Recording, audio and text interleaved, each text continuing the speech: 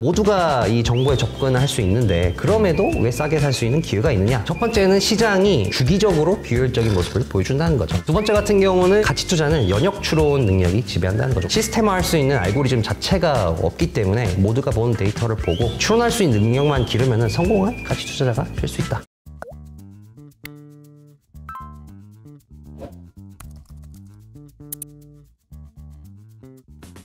다음은 원조 버핏을 봤으니까 리틀 버핏을 한번 보겠습니다. 아니 근데 평소에 가져왔던 그림보다 훨씬 더 이거 엄청 느낌 있는 그림을 가져오셨네요. 이제 느낌 있는 이 사진을 제가 뒤에 말씀드리겠지만 찍은 이유가 좀 유추가 되더라고요. 그렇구나. 빌 에크먼 제가 뭐 예전에 이효성 아카데미 나와서도 소개를 드렸는데 뭐 완벽남이죠. 뭐 얼굴도 잘생기지 않았습니까? 맞아. 그리고 재산도 뭐 수조 원 달하고 구루죠. 그리고 이제 학벌도 하버드, 와이프도 이제 브래드 피트와 썸을 타던 그런 유명 인사를 본인이 뺏어서 이제 결혼했을 정도로 뭐 다 가진 짜증나는 완벽남이다. 트위터에 자꾸 자기 부인 얘기를 많이 하더라고요 요새. 그렇죠. 부인이 지금 이슈가 많이 되고 있습니다. 그러니까요. 지켜주는 뭐 그런 느낌이더라고요. 그렇죠. 그게 왜냐면은 이제 내 여자는 내가 지킨다 뭐 이런 느낌이던데. 빌 에크먼이 최근에 이 하버드 또 이슈로 화제가 되지 않았습니까? 빌 에크먼이 당연히 공격을 당하겠죠. 정치 무대에 좀 발을 한짝 올렸으니까. 그렇게 되니까 이제 이 부인의 이 논문 표절 의혹이 또 올라간 겁니다. 그래서 그것 때문에 또 화제가 열심히 되고 있고, 관련해서 왜 이렇게 멋있는 사진을 찍었냐. 이 최근 인터뷰를 보면은 정치를 좀 생각을 하고 있더라고요. 그래서 이제 투자에서 슬슬 좀 발을 빼고 정치로 넘어가려고 의사를 표현했습니다. 그래서 작년에 우리 기억해 보면은 빌 에크먼이 뭐 주식도 뭐 있지만 채권 금리 귀신같이 맞춰가지고 그 날 맞춰버렸잖아. 고점을. 그래가지고 야, 이 사람 뭐지 이랬는데 자기가 생각할 때. 투자는 이제 됐다. 정치로 가자. 이런 느낌인가 보네요. 아까 이제 채권 금리 말씀하지 않았습니까? 그래서 제가 본업보다 부업이라고 써줬는데 본인은 뭐 자기는 행동주의 투자자였다가 가치 투자자로 돌아섰다. 원래는 가치 투자자다라고 얘기를 하는데 근데 제가 볼 때는 본업보다 부업, 매크로 베팅을 더 잘하지 않나. 금리도 귀신같이 맞추고 코로나 때 뭐 100배 번 건 뭐 너무나 유명하잖아요. 그러니까요. 그리고 또 이제 인플레이션 와서 금리 인상할 거라는 거 맞춰서 뭐 그것도 뭐 어마어마하게 많이 벌었고 금융위기도 심지어 맞췄습니다. 그래서 매크로 베팅한 건 지금까지 적중률 100%에 달하는 대단한 무슨 이거 매크로 헤지펀드 하는 게 낫지 않나 싶을 정도로 대단한 분이고, 그러다 보니까 작년에 연봉이 어마어마하더라고요. 연봉이 블룸버그에 보도가 됐는데 1000억대 연봉을 달성을 했습니다. 연봉만. 이 작년 헤지펀드 매니저들의 연봉 순위 탑 10을 나타낸 건데 빌 에크먼이 순위에 랭크인 했습니다. 7인데 약 8,120억 연봉이. 1,900원만 더 벌어셨으면 조대 연봉을 찍을 수 있었는데. 그렇군요. 또 어마어마하게 또 돈을 벌어서 돈을 벌어가지고 또 화제가 되기도 했습니다. 이 표정 좀 되게 킹 같네요. 이게 뭐지 이거? 좀 벌 수 있었는데 약간 이런 표정. 빌 에크먼보다 더 많이 번 사람도 있는데 빌 에크먼이 이렇게 좀 주목을 받는 이유는 2023년 내내 종목 구성에 변화가 없습니다. 야, 이거 놀았네 이거. 그래서 그런 얘기 하더라고요. 이거 진짜 놀면서 이렇게 돈 버는 거 아니야? 뭐야 이거? 위에 구루들은 이제 하이 프리퀀시 트레이딩이라고 하죠. 퀀트하고 막 맨날 기를 써서 이렇게 벌었는데 빌 에크먼 뭐 종목 구성 변화도 안 주고 그렇게 해서 벌었다고 해서 주목을 많이 받았고, 근데 이제 종목 구성 변화는 없는데 한 종목은 좀 많이 줄이고 있습니다. 그렇군요. 그러면서 이제 본인이 내가 왜 그냥 이 포트폴리오 그대로 가는지 그거에 대해서 또 이유를 최근 밝히기도 했습니다. 이걸 보니까 제가 그런 생각이 드네요. 이게 학교 다닐 때 보면은 진짜 죽어라고 열심히 공부하는데 점수는 안 나오고 그냥 핑계핑계 놀다가 시험을 잘 보는 애들이 있어요. 약간 이런 느낌이네. 2023년 내내 종목 구성에 변화가 없는데 연봉이 이게 진짜 아무튼 알겠습니다. 짜증나는 빌 에크먼만 얘기할 때마다 좀 약간씩 짜증이 나긴 하는 것 같아요. 이거 이제 퍼싱스퀘어, 빌 에크먼 운용사의 탑 10 종목인데 사실 뭐 미국 주식만 6가지밖에 안 가지고 있습니다. 운용자산이 20조가 넘는데 이 집중 투자자거든요.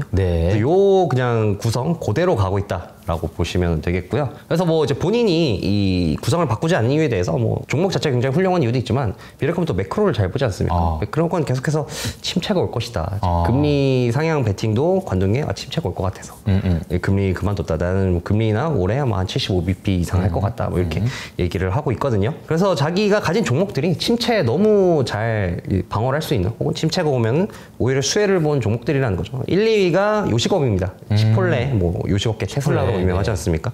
그리고 레스토랑 브랜드 인터내셔널은 이 여러 가지 프랜차이즈를 가지고 있는 기업인데 대표적으로 버거킹이 있습니다. 그래서 치폴레 버거킹이 있는데 요거 왜 뽑았냐면은 침체가 오면은 식비가 줄어드니까 좀 더 가성비 있는 음식, 요런 음식에 좀 쏠리지 않을까라고 해가지고 요 기업들이 침체가 오면은 괜찮다, 나쁘지 않을 거다라고 했고, 힐튼 같은 경우는 뭐 힐튼이 창업한 지 100년이 넘지 않았습니까? 네. 그 사이에서 뭐 2차 대전도 겪고 뭐 코로나도 겪고 다 겪었는데 힐튼이 무너지지 않고 그런 모든 역경을 다 견뎌냈기 때문에 침체가 여행업에 굉장히 안 좋다고 해도 힐튼은 잘 견뎌내고 또 성장할 것이다. 네. 그래서 힐튼 계속 들고 간다라고 얘기했습니다. 비중으로 보면 가장 많이 들고 있는 게 구글이거든요.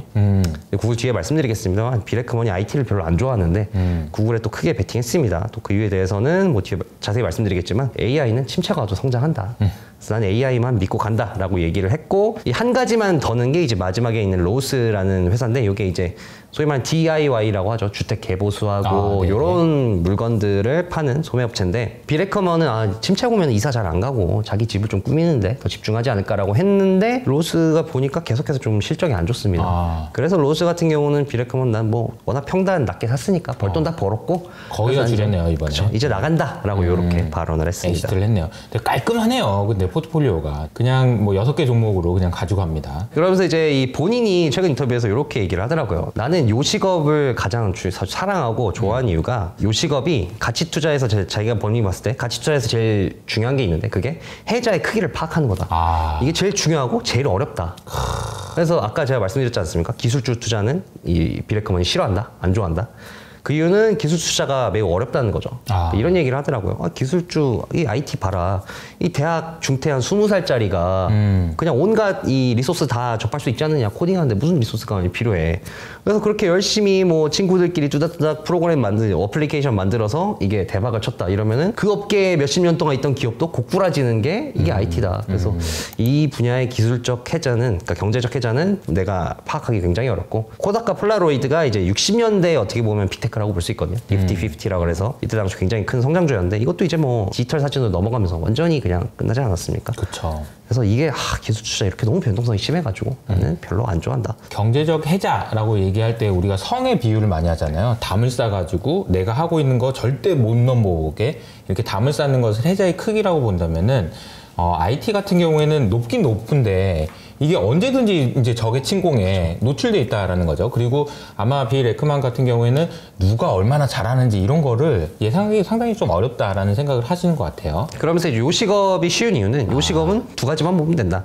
시스템이랑 브랜딩. 그러니까 시스템 같은 경우는 이 체계가 있지 않습니까? 어디서 재료를 조달을 하고 어떻게 조리를 하고 어떻게 판매하고 이런 시스템만 자동으로 굉장히 효율적으로 돌아가는 시스템만 잘 구축해 놓고, 그리고 소비자들한테 인식이 되면 버거킹, 맥도날드, 치폴레 이런 식으로 이제 인식이 되면은, 그러면은 바로 그냥 경제적 해자가 완성이 된다. 요 두 가지가 자기가 보니까 요 두 가지만 있으면은 점포수가 기하급수적으로 늘면서 다른 이 경쟁자들이 쉽게 돌아오지 못하더라. 그래서 나는 요식업을 굉장히 사랑한다. 치폴레 같은 경우도, 치폴레가 굉장히 질이 좋고 싼 음식으로 유명하거든요. 네. 그러니까 치폴레 봐라. 신선한 재료를 가져와서 눈앞에서 바로 만들어줘서 그걸 이제 소비자한테 바로 제공하고 맛도 괜찮고, 그리고 그게 또 유행이 되니까 뭐 그런, 제가 미국에 있는 친구한테 물어봤는데 치폴레 이렇게 얘기하더라고요. 우리가 이제 점심 먹을 때 돈가스 먹을까, 국밥 먹을까, 제육 먹을까 이렇게 하잖아요. 햄버거 먹을까, 치폴레를 먹을까, 이런 이제 고민하는 대표적인 메뉴로 자리 잡았다라고 이렇게 얘기를 하더라고요. 브랜딩도 확실하게 돼가지고 나는 요식업을 굉장히 사랑한다라고 이렇게 됐습니다. 제2의 치폴레가 나오기 어렵다는 거죠. 그러니까 이제 경제적 해자의 크기가 너무 커서 이런 이야기네요. 근데 이제 본인이 기술적 어렵다면서 제일 많이 들고 있는 건 구글 아니겠습니까? 맞아요. 구글에 대해서는 이렇게 얘기하더라고요. 구글은 예외야. 구글은 IT 기업임에도 불구하고 굉장히 강력한 해자를 지녔다. 아니 구글링이랑 유튜브를 어떻게 이길 수 있냐. 제가 아시는 분이 그런 얘기를 하더라고요. 자기 아들이 너무 한 4살? 3살 너무 어려가지고 쓰는 거를 못한대요. 타이핑을 핸드폰. 글을 못 쓰는데 유튜브는 한다고 어떻게 음성 인식으로 뽀로로 이렇게 해서 본다고. 그래서 어린애들까지 그렇게 완전히 이 포섭되지 않았습니까? 유튜브에. 그래서 이걸 어떻게 이기냐. 그래서 이제 AI 같은 경우도 이렇게 얘기를 하답니다. 자기는 구글의 AI 역량이 마이크로소프트보다, 그러니까 오픈 AI보다 훨씬 더 뛰어나다고 본다. 왜냐면 결국에는 뭐 본인이 봤을 때 이 AI는 데이터 싸움인데 구글이 오픈 AI보다 데이터를 훨씬 더 많이 모을 수 있는 파이프라인이 많다는 거죠. 또 이런 얘기가 있지 않습니까? 뭐 오픈 AI는 텍스트만 많이 모았는데 구글은 이제 멀티모달이라고 하죠. 텍스트 데이터도 있고 이미지도 있고 음성도 있고 이런데 구글 봐라. 유튜브에 온갖 영상, 음성 다 있고 지메일이나 그 검색으로 온갖 이 텍스트 데이터 다 모을 수 있고 이러다 보니까 멀티모달로 가면은 구글이 가장 뛰어낼 수 있다. 근데 다만 이제 구글이 이 오픈 AI보다 좀 떨어진 이유가 그거라고 얘기를 하더라고요. 알고리즘은 크게 차이 안 나는데 우리가 하이퍼 파라미터라고 하지 않습니까? 그러니까 사람이 정해주는 변수가 있습니다. 어떤 데이터를 뭐 어떤 순서로 학습을 하고 학습 시간은 어떻게 되고 인간이 이렇게 조절할 수 있는 변수가 있는데 한마디로 뭐 요리로 비유하자면 라면 끓일 때 물 500ml 넣을까? 550ml 넣을까? 중요하죠. 이렇게 하는 건데 근데 지금 이제 GPU가 워낙 지금 희귀하다 보니까 이 물 500ml 넣었다가 550ml 시험하는데 드는 비용이 너무 큽니다. 아하. 근데 오픈 AI는 이미 황금으로 이제 물 넣는 비율, 황금 라면 제조 비율을 찾았고 구글 여러 번 시도해서 찾아야 되는데 이게 GPU 너무 비싸다 보니까 엔비디아가 많이 안 푸니까. 어쨌든 그래서, 이게 이제 한번 그 마이크로소프트 오픈 AI한테 이제 주도권을 뺏긴 거는 사실이고 이걸 충분히 따라갈 수 있는 역량은 있지만 지금 바틀렉이 지금 GPU에 걸려서 잘 어렵다라는 거죠. 그래서 이제 촬영일 기준으로 어젯밤이었죠. 구글이 한 5% 빠졌는데 그것도 역시나 구글 AI 이거 못 믿겠는데 계속 지금 우리가 인종차별적인데 이런 얘기들이 나와요. 우리는 지금 현재 상황에서 알 수가 없다고 얘기하는 게 맞는 것 같아요. 지금 현재는 확실히 마이크로소프트가 앞서가 있는 건 맞지만 구글이 가지고 있는 경쟁력도 뛰어나서 이게 나중에 언제 갑자기 또 뒤집힐 수도 있으니까. 그런데 확실한 건 지금은 마이크로소프트가 앞서고 있는 건 맞다라고 볼 수 있을 것 같습니다. 비레크먼 같은 경우는 저평가된 거다. 언젠가는 아까 말씀하신 것처럼 구글이 다시 빛을 봐서 마이크로소프트 제칠 수 있다고 본다라고 이렇게 얘기를 했습니다. 그러니까 이런 얘기들이 주가에도 반영이 돼 있어요. 마이크로소프트 대비 구글이 상당히 지금 주가가 안 좋은 상황이긴 합니다. 그리고 또 재미있는 게 그 요번 분기에 유일하게 많이 산 회사가 하워드 휴즈 코퍼레이션이라고 부동산 개발 회사입니다. 이 기업 같은 경우는 왜 이렇게 많이 샀나 하고 보니까 이게 또 리틀 버핏과 원저 버핏이 좀 평행이론이 있는 것 같더라고요. 비슷한 면이 있나 보네요. 네, 워런 버핏 같은 경우 또 작년에 갑자기 부동산 개발회사 업계 1, 2, 4위를 다 샀거든요.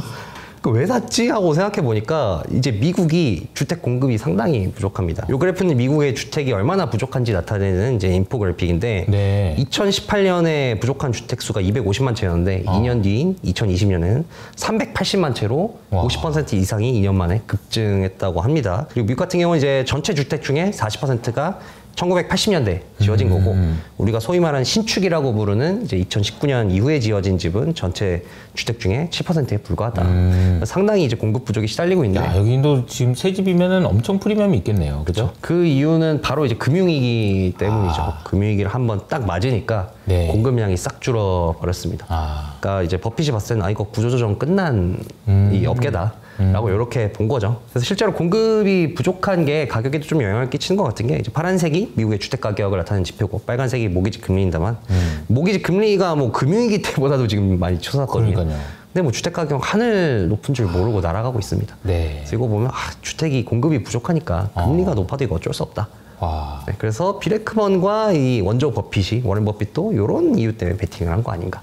이게 이제 그 다른 해석들도 좀 있긴 있죠. 모기지 금리가 높아지긴 했지만 이게 낮을 때 있잖아요. 2022년 코로나 때. 이때 사람들이 이때 다 빌렸더라고. 그래가지고 지금 금리가 높아진 거에 영향을 안 받는다 이런 얘기들도 있어요. 그러니까 고정금리로 대출을 하도 많이 받아놔가지고 그때 집 산 사람 진짜 대박이 난 거죠. 근데 이제 그때 집 못 산 사람은 집값 올라가고 아무것도 못하고 그래서 진짜 막 손가락 쭉쭉 빨고 있다 막 이런 얘기들도 나오고 있고. 근데 확실한 건 그런 것 같네요. 주택 공급이 부족해서 금리가 높은데 버틴다. 그리고 이번에 이제 또 돈은 이쪽으로 주택 쪽으로는 안 들어간 건 확실하니 확실히 그 기업들은 구조조정이 싹 됐을 것 같긴 해요. 버핏이 좋아하는 이유를 알 것 같아요. 네, 두 번째는 또 비슷한 기업을 또 샀더라고요. 워런 버핏 하면 또 유명한 기업 중에 하나가 이제 이 BNSF 아니겠습니까? 철도 기업을 샀는데 비레크먼도 철도 기업, 캐나다의 철도 기업을 이렇게 사고 있습니다. 그 이유에 대해서 이렇게 얘기하더라고요. 이 캐네디언 퍼시픽 레일웨이라는 기업인데 이게 캐나다의 뭐 역사 같은 기업이래요. 캐나다의 철도를 다 깔고 이 캐나다가 이 거의 건국 초기부터 성장하면서 그거에 맞춰서 캐나다 인프라를 거의 다 깔았던 뭐 항구도 만들고 배도 만들고 호텔도 만들고 하면 캐나다의 인프라를 깔았던 뭐 역사적인 기업인데 요 기업이 지금 경영을 잘못해서 잠재력 대비해서 지금 평가를 제대로 못 받는 거지. 경영만 제대로 돌아가면 이 어마무시한 캐나다를 거의 독점하다시피 한 인프라로 굉장히 주가가 오를 것이고 그리고 여기 이 검은색 화살표로 아래쪽으로 나오지 않았습니까? 여기 이제 캐나다에서 멕시코를 가리키는 거거든요. 이 기업이 이제 미국에 있는 이제 캔자스라는 이제 철도 기업을 매수를 하면서 요 노선이 멕시코까지 뻗었습니다.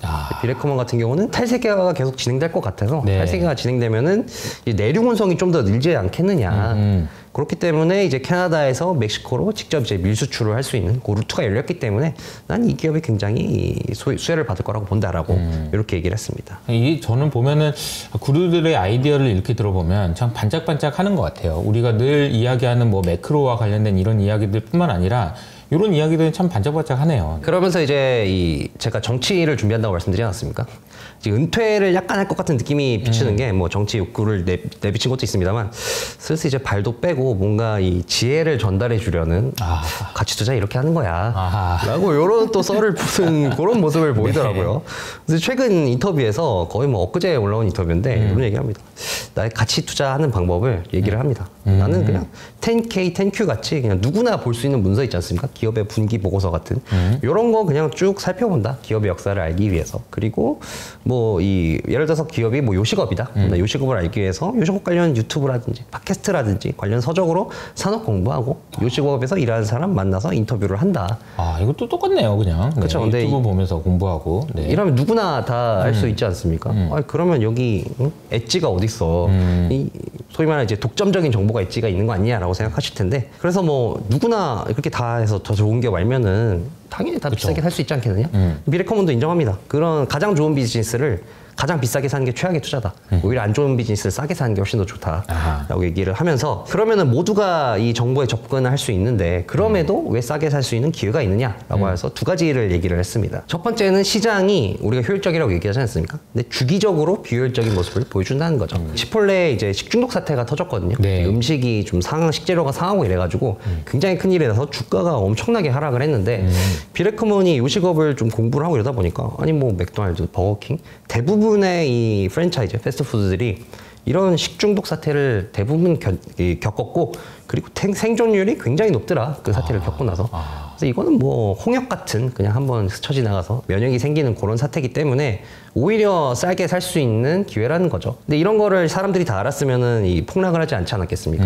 근데 시장이 이렇게 주기적으로 비효율적인 모습을 보여준다는 거죠. 아까 말씀드린 바드 때문에 구글이 지금 뭐 제미니로 바뀌었습니다만 그것 때문에 저평가 받는 것도 이런 비효율적인 주기적인 비효율성이다라고 얘기를 하고 있고 그래서 이제 시장이 기회를 열어줄 때 그때 사는 거다 좋은 비즈니스를 이렇게 얘기를 했습니다. 두 번째 같은 경우는 이제 가치 투자는 연역 추론 능력이 지배한다는 거죠. 우리가 추론이 귀납과 연역 두 가지가 있지 않습니까? 귀납은 이제 개별적인 케이스를 다 보고 소크라테스 죽고 아인슈타인도 죽고 뉴턴도 죽으니까 사람은 죽는구나 라는 게 귀납이고 사람은 죽는데 그러면은 소크라테스, 아인슈타인, 뉴턴 다 사람인데 그러면 소크라테스, 아인슈타인, 뉴턴 다 죽겠구나 라고 명제로부터 도출하는 게 연역인데 귀납은 이제는 AI가 다 한다는 거죠. 귀납. 그러니까 이제 밑에 있는 사례를 보고 이런 거 같아 라는 거는 AI가 다 할 수 있다. 그렇죠. 뭐 GPT가 뭐 데이터가 뭐 몇천 말도 안 되는 인간은 절대 평생을 봐도 접할 수 없는 그런 데이터로 학습하지 않았습니까? 그래서 그런 이 귀납 추론의 영역이지만 AI는 근데 가치 투자는 AI가 할 수 없다. 사람만이 할 수 있고 그래서 모두가 보는 데이터를 봐도 이 가치 투자 성공하고 실패한 이유는 모두가 보는 데이터의 연역 추론 능력이 다 다르기 때문에 그렇기 때문에 이제 차이가 나는 거다라고 이렇게 얘기를 하더라고요. 그래서 이제 가치 투자 같은 경우는 기업 가치를 평가한 데이터가 없습니다. 뭐 이제 블로그에 쓰고 이런 건 있지만 정말 이 GPT나 이런 알고리즘을 학습시킬 수 있는 그런 어마무시한 양의 데이터 자체가 없거든요. 그렇기도 하고 이제 이 정성적 요소가 너무 천차만별이지 않겠습니까? 심지어 뭐 경영자가 누구냐에 따라 기업이 막 좌우되고 이러니까 이건 뭐 컴퓨터가 알 수가 없죠. 그리고 산업 환경도 막 빠르게 바뀝니다. 시스템화할 수 있는 알고리즘 자체가 없기 때문에 연역 추론이 상당히 중요한 영역이고 그렇기 때문에 모두가 보는 데이터를 보고 내가 이 추론할 수 있는 능력만 기르면은 성공한 가치 투자자가 될 수 있다. 이런 식으로 얘기를 하더라고요. 그래서 제 개인적인 생각인데 매크로도 연역 추론 능력에 좀 연역의 영향에 가깝지 않을까. 그냥 매크로도 데이터가 많이 없잖아요. GDP도 10년치 모아봤자 40개인데 그렇기 때문에 매크로 역시도 이 연역에 비슷하지 않을까. 그래서 연역이랑 가치 투자는 이 개인 투자자들이 열심히 이 추론 능력을 기르면 어떻게든 성과를 볼 수 있는 분야지 않나라고 생각이 됩니다. 요거는 이제 제 느낌에는 이제 연역 추론이라고 표현하긴 했지만 전문 용어로는 이제 매삭기, 인사이트 이런 거라고 볼 수 있어요. 그러니까 뭔가 내가 다 봤는데 이거 같아라는 거거든요. 그러니까 이런 이야기는 사실 소위 구루라고 이야기하는 사람들이 얻을 수 있는 인사이트예요. 이제 이거를 이제 연역 추론이라는 표현으로 사용을 하신 것 같은데 매크로도 마찬가지죠. 사실 비레크먼이 딱 이때 고점인 것 같다 이런 식으로 얘기할 수 있었던 것도 어떻게 보면은 정말 고민을 많이 한 끝에 그때 한번 딱 얘기하고 이런 거라고 저는 생각을 하거든요. 그냥 보통 그냥 대충 해가지고 나오는 건 아닌 것 같아요. 어쨌든 이 두 번째 기회까지 이야기를 해주셨습니다. 그러면서 이제 이 마지막에 성공하는 기업의 조건이 있다라고 얘기를 하더라고요. 보시는 분 중에서 투자에 적용할 수 있지만 또 이제 사업을 하시는 분들이 많지 않겠습니까? 네. 그래서 좀 들으면 좋을 것 같아서 제가 이 내용을 추가를 해봤는데 저한테 너무 중요한 이야기인 것 같네요. 네. 이렇게 얘기를 하더라고요. 그 기업이 더 약속하고 덜 해주는지 덜 약속하고 더 해주는지 봐라. 투자가 좋다. 너무 심플하지만 너무 중요한 얘기네요. 네. 후자인 기업이 보통 성공하더라. 그리고 이 당이 너무 중요한 또 얘기입니다. 좋은 팀을 만들고 그 인재를 데리고 있을 수 있는 역량이 되는지. 그 다음에 이제 사업을 할 때 대표가 개인의 이익을 위해 사업을 하는지 조직의 성공을 위해서 사업하는지 봐라. 개인의 이익을 위해서 사업하는 사람은 처음에는 반짝하지만 나중에는 결국 롱런을 못 하더라. 그러면서 이제 마지막은 이제 위대한 리더십도 중요하지만 위대한 팔로워십이 같이 따라줘야 된다. 이 두 개가 한 몸이고 이 둘이 함께하는 팀은 좀 삐끗하고 실수를 하고 이래도 반드시 기회를 잡더라. 투자를 몇십 년 동안 하면서 많은 기업들을 보니까 그래서 이 기업이 성공하는 기업의 조건이다라고 이렇게 또 강조를 했습니다. HS 아카데미를 시작한 지 얼마 안 됐는데 다 지금 제가 엄청 고민하는 내용들이긴 한 것 같아요. 그래서 너무 좋은 조언을 또 비레크먼을 통해서 얻게 된 것 같습니다.